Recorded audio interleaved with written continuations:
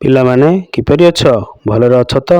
ହଁ, ଚାଲ ଆଜି ଆମେ ଭାଷା ମହକ ପଞ୍ଚମ ଶ୍ରେଣୀ ପାଠକୁ ଆମେ ଦେଖିବା ପ୍ରଥମ ପଦ୍ୟଟି କ'ଣ ରହିଛି, ସେହି ପ୍ରଥମ ପଦ୍ୟଟିକୁ ଆବୃତ୍ତି କରିବା। ତା ସହିତ ଆମେ କ'ଣ କରିବା ନା ତାର ଅର୍ଥ ଜାଣିବା, ତାର ସରଳ ଶବ୍ଦ ଗୁଡ଼ିକ ଜାଣିବା ଏବଂ ଚିତ୍ର ପଠନ ଲେଖନ ଚିନ୍ତନ ସହିତ ଆମେ ବିଷୟରେ କ'ଣ ଅଛି ଜାଣିବା। ତ ତେବେ ପିଲାମାନେ ଲାଇକ୍ କମେଣ୍ଟ ଓ ସବସ୍କ୍ରାଇବ୍ କର। ଏଇଭଳି ନୂତନ ପାଠ ଗୁଡ଼ିକୁ ଜାଣିବା ପାଇଁ, ପଢ଼ିବା ପାଇଁ, ବୁଝିବା ପାଇଁ ତୁମେ ଚ୍ୟାନେଲକୁ ଲାଇକ୍ କମେଣ୍ଟ ଓ ସବସ୍କ୍ରାଇବ୍ କର। ବୁଝିଲ ପିଲାମାନେ? ଚାଲ ପ୍ରଥମ ପାଠଟି ଆବୃତ୍ତି କରିବା ଓ ବୁଝିବା। ଦେଖ ପିଲାମାନେ, ପାଠ ଏକ ଗଛ କାହାଣୀ। ଆପଣଙ୍କର ଏଇଟା ଲେଖିଛନ୍ତି କିଏ? ଡକ୍ଟର ରାମଚନ୍ଦ୍ର ନାୟକ। ଦେଖ କ'ଣ ଗଛର କାହାଣୀ ଲେଖା ହେଇଛି। ନରମ ଗଳାରେ ଗଛଟି କହଇ, ନରମ ଗଳାରେ ଗଛଟି କହଇ, ଶୁଣରେ ଭଉଣୀ ଭାଇ, ଫଳ ଖାଇବାକୁ ବଳାଇଛ ମନ, ଆପତ୍ତି ମୋହର ନାହିଁ।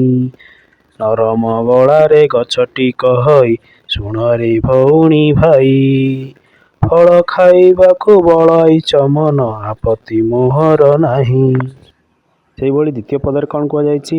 ଟାଣି ନେଉଅଛ ଡାଳକୁ ମୋହର, ଶୋଚନା ନ କରି ତିଳେ। ଟାଣି ନେଉଅଛ ଡାଳକୁ ମୋହର, ଶୋଚନା ନ କରି ତିଳେ। ଜାଣିପାରିବନି ପରାଣ ମୋହର, ଦୁଃଖରେ କିପରି ଜଳେ। ଆଉଥରେ ଚାଲ ପିଲାମାନେ ଗାଇବା। ତୁମର ମନେ ରହିଲାନି? ହଉ ଠିକ୍ ଅଛି, ଚାଲନ୍ତୁ ଆଉଥରେ ଗାଇବା। ନରମ ଗଳାରେ ଗଛଟି କହଇ, ଶୁଣରେ ଭଉଣୀ ଭାଇ, ଫଳ ଖାଇବାକୁ ବଳାଇଛ ମନ, ଆପତ୍ତି ମୋହର ନାହିଁ। ଟାଣି ନେଉଅଛ ଡାଳକୁ ମୋହର, ଶୋଚନା ନ କରି ତିଳେ। ଜାଣିପାରିବନି ପରାଣ ମୋହର, ଦୁଃଖରେ କିପରି ଚଳେ। ତାହେଲେ ପିଲାମାନେ ଚାଲ ସରଳ ଅର୍ଥ ଜାଣିବା। ନରମ ଗଳାରେ ଗଛଟି କହଇ, ଶୁଣରେ ଭଉଣୀ ଭାଇ। ଦେଖ, ଗଛଟି କହୁଛି, ଯଦି ଗଛ କହୁଛି କ'ଣ ଧୀରେ କହୁଛି ବା ନରମ ଗଳାରେ, ନରମ ଅର୍ଥ ଧୀରେ କହୁଛି। କ'ଣ କହୁଛି? ଭାଇ ଭଉଣୀ ମାନେ ଶୁଣ। କ'ଣ ଶୁଣିବ? ନା ଫଳ ଖାଇବାକୁ ବଳାଇଛ ମନ, ଆପତ୍ତି ମୋହର ନାହିଁ। ଯଦି ମୋର ଫଳ ତୁମେ ଖାଇବାକୁ ମନ କରିଛ, ବଳାଇଛ ମାନେ ମନ କରିଛ ବା ଇଚ୍ଛା କରିଛ, ତେବେ ମୋର କିଛି ଆପତ୍ତି ନାହିଁ ବା ମୋର କିଛି ବି ତୁମ ପାଇଁ ମନା ନାହିଁ। ଟାଣି ନେଉଅଛ ଡାଳକୁ ମୋହର, ଶୋଚନା ନ କରି ତିଳେ। ତାହେଲେ ତୁମେ ମୋ ଗଛକୁ ଟାଣି ନେଉଛ ଫଳ ଖାଇବା ପାଇଁ, ମୋ ଡାଳକୁ ଟାଣି ନେଉଛ, ମୋର ଶୋଚନା ନାହିଁ। ତାହେଲେ ଜାଣିପାରିବନି ପରାଣ ମୋହର, ଦୁଃଖର କିପରି ଜଳେ। ତୁମେ ସିନା ଟାଣି ନେଉଛ କିନ୍ତୁ ଦୁଃଖରେ ମୋ କଷ୍ଟ ହୁଏ। ଜାଣିପାରିବନି ପରାଣ ମୋହର, ଦୁଃଖରେ କିପରି ଜଳେ। ଗଛଟି କହୁଛି, ତୁମେ ଜାଣିପାରୁନ ମୋ ଗଛକୁ ସିନା ଡାଳକୁ ଟାଣୁଛ କିନ୍ତୁ ମୋ ପ୍ରାଣକୁ କଷ୍ଟ ହେଉଛି। ସେହିଭଳି ତୃତୀୟ ପଦରେ କ'ଣ ରହିଛି? କ୍ଷୀର ନୁହଁ ଏ ତ ଲୋତକ ଧାର, ନୟନୁ ଝରଇ ମୋର। କ୍ଷୀର ନୁହଁ ଏ ତ ଲୋତକର ଧାର, ନୟନୁ ଝରଇ ମୋର। ପରାଣ ବେଦନା ଦେଉଛି ବଖାଣି, ବାରକେ ଶ୍ରବଣ କର। ବୁଝିପାରିଲ ପିଲାମାନେ? ସେଭଳି ଚତୁର୍ଥ ପଦ କ'ଣ କହିଛି? ଜନମ କାଳରୁ କେତେ ଦୁଃଖ ସହି, ନ ମାନି ବରଷା ଝଡ଼ି। ଜନମ କାଳରୁ କେତେ ଦୁଃଖ ସହି, ନ ମାନି ବରଷା ଝଡ଼ି। ଖରା କାକରରେ ଡାଳ ପତରକୁ, ରଖିଛି ଯତନେ ଭିଡ଼ି। ବୁଝିଲ ପିଲାମାନେ? ତାହେଲେ ଚାଲ ତାର ଅର୍ଥ ଜାଣିବା। କ୍ଷୀର ନୁହଁ ଏ ତ ଲୋତକର ଧାରାରେ, ନୟନୁ ଝରଇ ମୋର। ପରାଣ ବେଦନା ଦେଉଛି ବଖାଣି, ବାରକେ ଶ୍ରବଣ କର। ଅର୍ଥାତ୍ ବୃକ୍ଷଟିକୁ ଯେତେବେଳେ ଆମେ ଭିଡ଼ୁ ତାର ଫଳ ଖାଇବା ପାଇଁ, ତାକୁ ଯେତେବେଳେ ଡାଳକୁ ଭିଡ଼ିକି ଭାଙ୍ଗୁ, ସେତେବେଳେ କ'ଣ ହୁଏ ନା ଡାଳରୁ କିଛି କ୍ଷୀର ବୋହେ, ତାର ରସ ବୋହେ। ତାକୁ କହୁଛି ତାର ଲୋତକ ବା ତାର ହେଉଛି ଲୁହ। ତେଣୁ ଆମେ ଯେଉଁ କ୍ଷୀର ଭାଙ୍ଗୁ ସିଏ ହେଉଛି ତାର ଲୋତକ ଏବଂ ତାର ପରାଣ ବେଦନା, ତାର କଷ୍ଟ ସେ ତାର ବଖାଣୁଛି। ବୁଝିପାରିଲେ ପିଲାମାନେ? ତେଣୁ ଯେତେବେଳେ ସିଏ କଷ୍ଟ ହେଉଛି, ଗଛର ଡାଳକୁ ଟାଣିଲେ, ଫୁଲ ଛିଣ୍ଡେଇଲେ, ତେଣୁ ତାକୁ ପରାଣ ବେଦନା ହେଉଛି ବୋଲି ସିଏ କହୁଛି, ଟିକେ ଶୁଣ ଶୁଣ, ବାରକେ ଶ୍ରବଣ କର, ମୋ କଥାକୁ ଶୁଣ। ତୁମେ ଫଳ ଖାଅ, ଫୁଲ ନିଅ, କିନ୍ତୁ ମୋତେ ଭିଡ଼ିକି ଭାଙ୍ଗ ନାହିଁ, ମୋ ଦେହରୁ କ୍ଷୀର ଆଉ ଲୋତକ ଢାଳ ନାହିଁ ବୋଲି ସିଏ କ'ଣ କହୁଛି ନା ବିନୟ ଅନୁରୋଧ କରି କହୁଛି। ସେଇଭଳି ଚତୁର୍ଥ ପଦରେ କ'ଣ କହିଛି? ଜନମ କାଳରୁ କେତେ ଦୁଃଖ ସହି, ନ ମାନି ବରଷା ଝଡ଼ି। ଜନମ କାଳରୁ କେତେ ଦୁଃଖ ସହି, ନ ମାନି ବରଷା ଝଡ଼ି। ଅର୍ଥାତ୍ ସେ ଜନମ କାଳରୁ କେତେ ଦୁଃଖ ସୁଖ ସହିଛି, କେତେ ପବନ ଝଡ଼ ପ୍ରତିବର୍ଷ ହେଉଛି, ପ୍ରତି ଥର ହେଉଛି, ପ୍ରତି ବର୍ଷାରେ ହେଉଛି, ପ୍ରତି ଖରାରେ ହେଉଛି। ତେଣୁ ଖରା ସିଏ ସମ୍ଭାଳିଛି, ବର୍ଷା ସମ୍ଭାଳିଛି, ଝଡ଼ ସମ୍ଭାଳିଛି, ପିଲାଦିନରୁ ସମ୍ଭାଳି ଆସିଛି। ଆଉ କ'ଣ ବର୍ଷା ମଧ୍ୟ ପତ୍ରରେ ପଡ଼ିଛି, ଖରାରେ କାକର ପଡ଼ିଛି, ଶୀତର ପଡ଼ିଛି, ଏହିସବୁ ସେ ସମ୍ଭାଳିକି ରହିଛି। ଖରା କାକରରେ ଡାଳପତରକୁ ରଖିଛି ଯତନେ ଭିଡ଼ି। ଏବଂ ସେ ଖରା ଓ କାକରରେ ତା'ର ଡାଳକୁ ସିଏ ମଧ୍ୟ ସେମିତି ସାଇତିକି ରଖିଛି। କେତେ ଦୁଃଖ କଷ୍ଟରେ ସେ ଛୋଟବେଳୁ ଛିଡ଼ା ହେଇଛି ବୋଲି ନିଜ ଦୁଃଖ ବଖାଣୁଛି ଏଇ ବୃକ୍ଷ। ସେଇଭଳି ଦେଖ ଚାଲିବା କ'ଣ କହିଛି, ଆଜି ସିନା ତୁମେ ଈର୍ଷା କରୁଛ ଦେଖି ଫଳମାଳ ମାଳ, ଜାଣିପାରିବନି ଏ ରୂପ ମୋହର କେତେ ସାଧନାର ଫଳ। ଆଜି ସିନା ତୁମେ ଈର୍ଷା କରୁଛ ଦେଖି ଫଳମାଳ ମାଳ, ଜାଣିପାରିବନି ଏ ରୂପ ମୋହର କେତେ ସାଧନାର ଫଳ। ସାନରୁ ହୋଇଲି ବଡ଼ ପର୍ଯ୍ୟନ୍ତ କରମ ପଥର ଧାରେ, କରମ କୋମଳ ମନ୍ତର କରିଣ ପର ଉପକାର କରେ। କରମ ମୂଳକୁ ମନ୍ତର କରିଣ ପର ଉପକାର କରେ।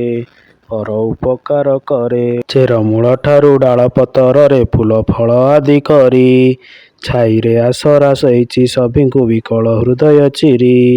ଅନ୍ତର ଫେଡ଼ିଣ କହୁଛି ତୁମକୁ କରନି ଆକୁଳ ମୋତେ, ତୁମରି ସେବାରେ ରହିଛି ନୀତି ମୁଁ ଖାଅରେ ଖାଇବ ଯେତେ। ମୋ ଫଳ ଖାଇକି ମୋହରି ଆଗରେ ଶପଥ କରରେ ରହି, ଏ ସାରା ଜୀବନ କରମ ପଥରେ ହେଳା ନ କରିବ କେହି। ପିଲାମାନେ କବିତାଟି ଶୁଣିପାରିଲ, ମନେ ରଖିପାରିଲ ନାହିଁ? ଠିକ୍ ଅଛି, ଆଉ ଥରେ ଆବୃତ୍ତି କରିଦେବା। ଚେରମୂଳ ଠାରୁ ଡାଳ ପତରରେ ଫୁଲ ଫଳ ଆଦି କରେ, ଛାଇରେ ଆସରା ଦେଇଛି ସଭିଙ୍କୁ ବିକଳ ହୃଦୟ ଚିରି। ଅନ୍ତର ଫେଡ଼ିଣ କହୁଛି ତୁମକୁ କରନି ଆକୁଳ ମୋତେ, ତୁମରି ସେବାରେ ରହିଛି ନୀତି ମୁଁ ଖାଅରେ ଖାଇବ ଯେତେ। ମୋ ଫଳ ଖାଇକି ମୋହରି ଆଗରେ ଶପଥ କରରେ ରହି, ଏ ସାରା ଜୀବନ କରମ ପଥରେ ହେଳା ନ କରିବ କେହି। ଚେର କ'ଣ ଦେଇଛି ନା ଚେରମୂଳ ଦେଇଛି, ଡାଳପତ୍ର ଦେଇଛି।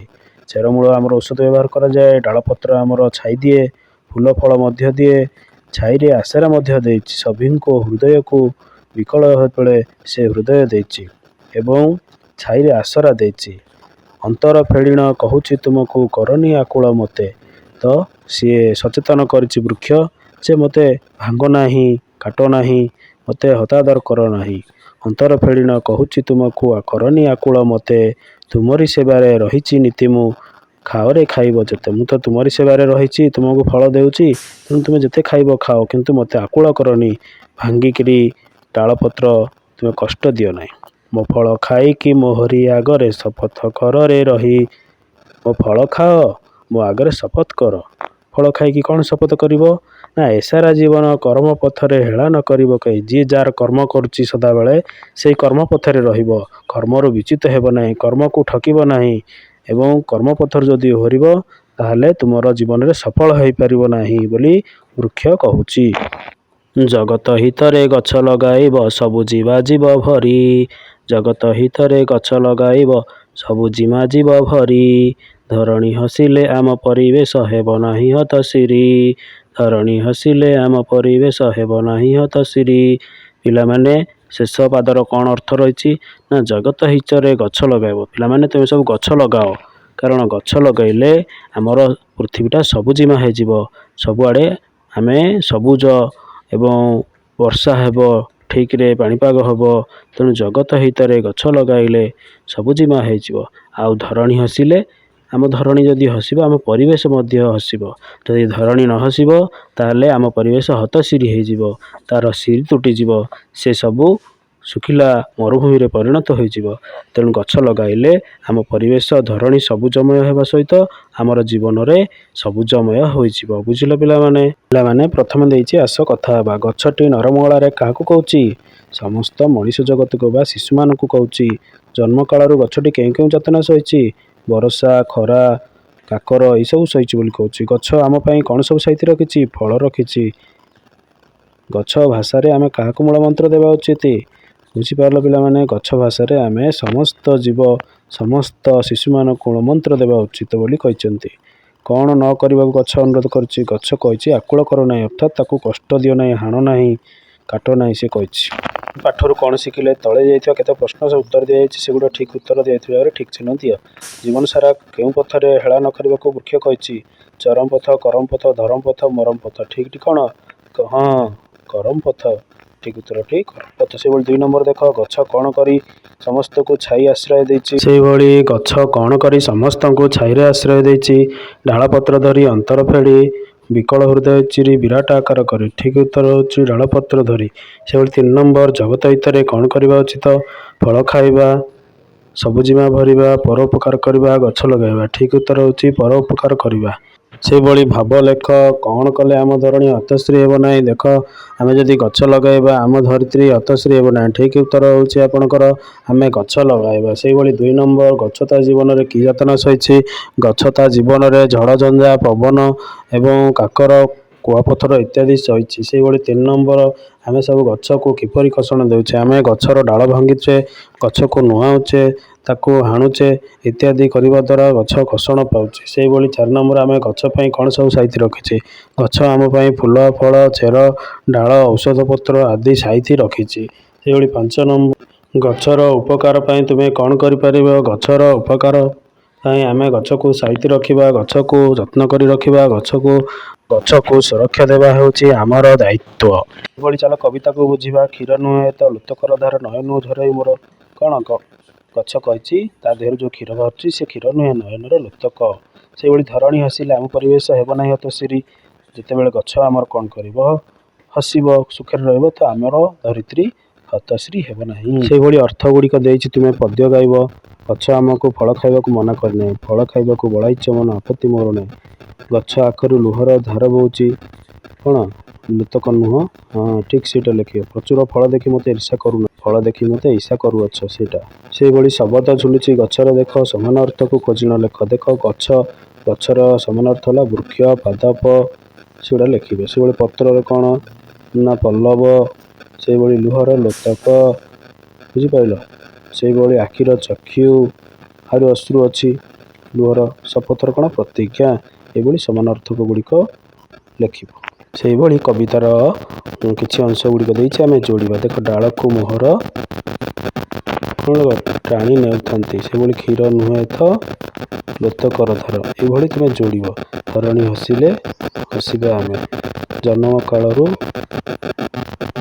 ଫୁଲ କ'ଣ ଆମର କଷ୍ଟ ସହିଛି, ପର ଉପକାର ଫଳମୂଳ ସାଇତିଛି। ଏଗୁଡ଼ା ସବୁ ଯୋଡ଼ିବ, କସ୍ତମ ଖସ୍ତମ ନେଇ ପିଲାମାନେ ଯୋଡ଼ିବ। ବୁଝିପାରିଲ? ତ ଆଜିର ଆମେ ପାଠ ଗୁଡ଼ିକ ରଖିବା, ଆଗାମୀ ଶ୍ରେଣୀରେ ଏଗୁଡ଼ିକ ପୁଣି ଆଲୋଚନା କରିବା। ବୁଝିପାରିଲ ପିଲାମାନେ?